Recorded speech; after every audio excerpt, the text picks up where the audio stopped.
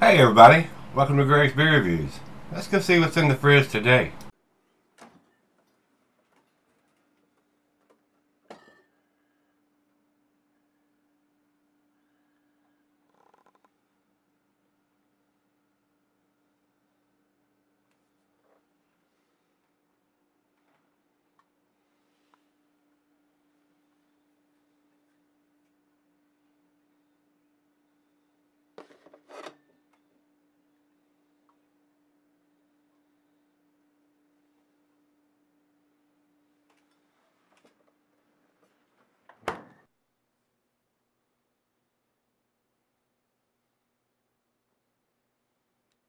Hey guys, thanks for stopping by Gregsbeerreviews today.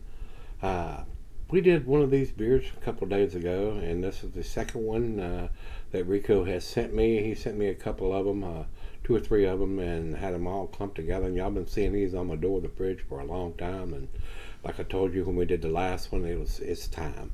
And so this is a white label Plead the Fifth Imperial Stout from Dark Horse Brewing Company. These guys are in Michigan. I have done several different variations and versions of these over the years, but Rico has picked up some or pulled some from his cellar and sent them to me, so it's time. We're going to do the second one. I got one more in there that's got a wax top on it. That means it's bourbon barrel aged, and this one is non-bourbon barrel aged. And according to what I'm seeing, and he's telling me from what color the label is and what color the cap is, I'm seeing white label with a logo cap, and the notes he has sent saying it's a 2014 edition at 11%, and government warning being where he's saying it is on here, but I think they're dating them now, guys. They're actually putting a physical date on the label. So this is a 2014, so this has been in the bottle 4 years, depending on what part of the year they bottled it. This is just June, so I don't know what part of the year that they bottle or produce this beer. So, and it's got a sticker on top where it looks like he paid $4 for it, which isn't too bad. I mean, for an 11% Russian Imperial Stout, not too awful bad. Hopefully you're getting a price break if you're buying. I would think this would come in a 4-pack and not a 6-pack, being an 11%er. But think of if you're getting 4 of these for $16, maybe you're getting a price break since you're buying all 4 of them. Still not too awful bad for an 11%. I have paid a lot more, and a lot of other people have paid a lot more for this magnitude of a beer, this big of a beer. So let's see what the 14 edition of Plead the Fifth brings to the table. Like I said, this is the non-barrel aged version. So we should have everything that we want, maybe other than missing some bourbon notes on it. And might do that one in a couple of days and get the last one out of the fridge. So stay tuned for that.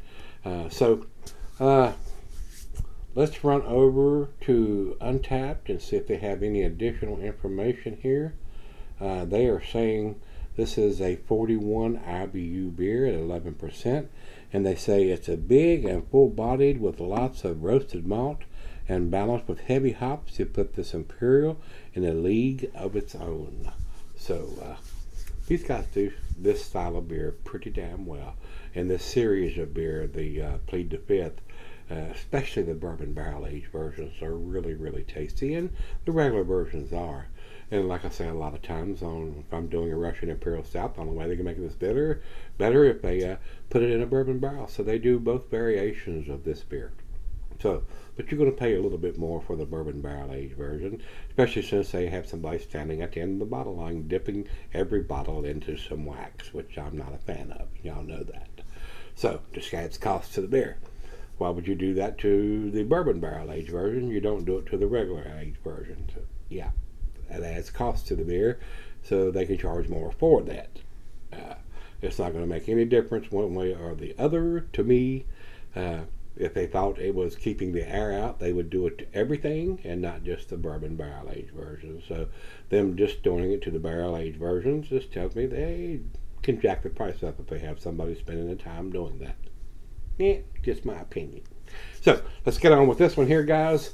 I've given you all the information that I have, ABV, IBUs, the year.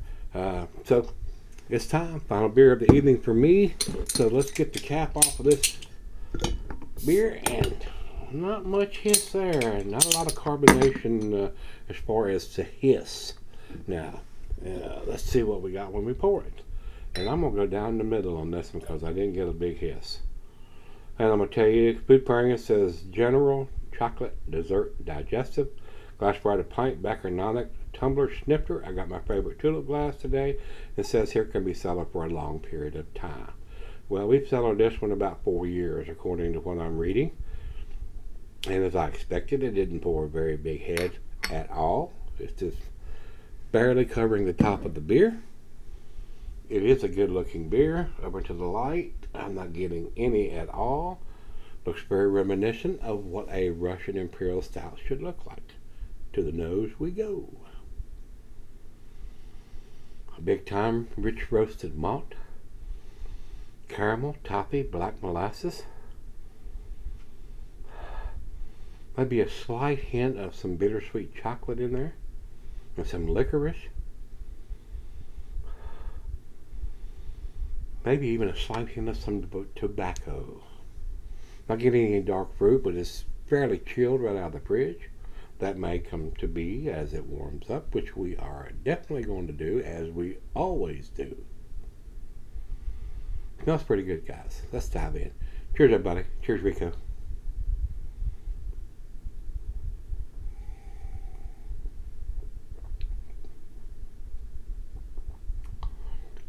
Very tasty, guys. It has cellared very, very well.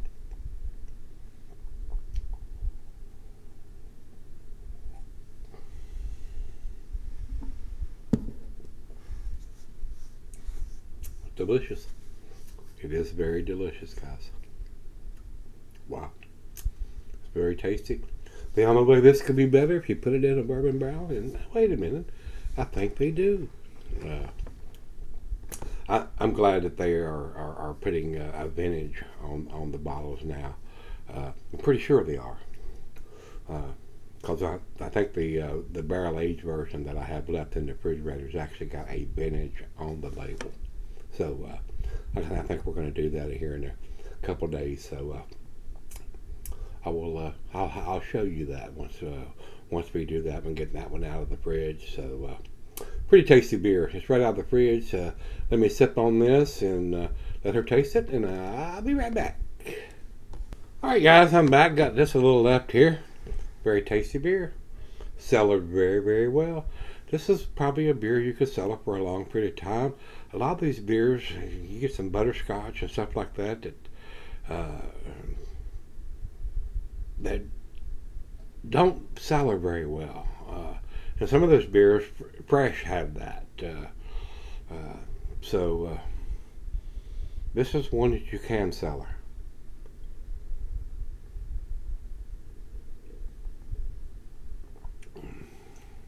Very, very pleasant beer, guys. This beer will probably sell 5, 10, 15, even 20 years probably. There's nothing in this beer that's going to fade or off-putting. As a matter of fact, the longer it sets in the bottle, everything comes together. And a lot of times it's even better after it's had 3, 4, 5, or 10 years on it than it is fresh. Sometimes it's a little hot fresh. You get that heavier alcohol taste. Not on this one. 11%, not getting any of that at all. It's not hot or burning or anything crazy like that. It's a well-made beer. It's a very well-made beer. Not getting any dark fruit now that it's warmed up. So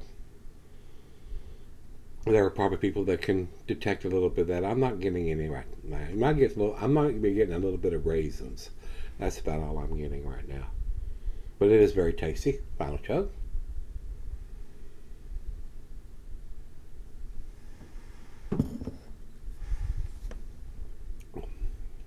Very well done, guys. 9 out of 10 for me. 95. That's where I'm going to put it. Over to Beer Advocate. Beer Advocate says 4.31 in their outstanding range. Wouldn't argue with that one iota. It is a very, very tasty beer. It sells very, very well. Of course, Beer Advocate clumps all of these, no matter what year it is, all in the same category. So you don't know whether they're commenting on a 2013, 2014, 2015, 2010. You don't know what they're commenting on because it doesn't differentiate between them. So, but Untapped a lot of times does. And they have, this particular one isn't differentiated between. It doesn't say it's a white label or a black label or a logo cap or whatever. It just tells me it's 11% or Plead the 5th Imperial Stout. And they're giving it a 4.14, but they're also clumping it all together. And if they can't tell, or it doesn't have it on the label, a lot of times they can't tell you if it's a 2012 or a 2015 or whatever, unless it's actually written on the label, without jumping through some hoops and trying to figure out the white labels this year or the logo caps this year, or the waxes, this color waxes this year and this that. It's very confusing a lot of times, guys. So it is what it is. And like I said, I think they're dating everything now. So from 2013 or 14, especially the barrel age versions, they're dating them. So maybe down the road we'll get our hands on a 2016, 17, or 18 version and see what they're actually putting on the labels now. So, and like I said, they have it at 4.14, which is very good numbers. It's an A beer, guys, all around. Definitely worth picking up. A very nice final beer of the evening, which it is for me. And stay tuned.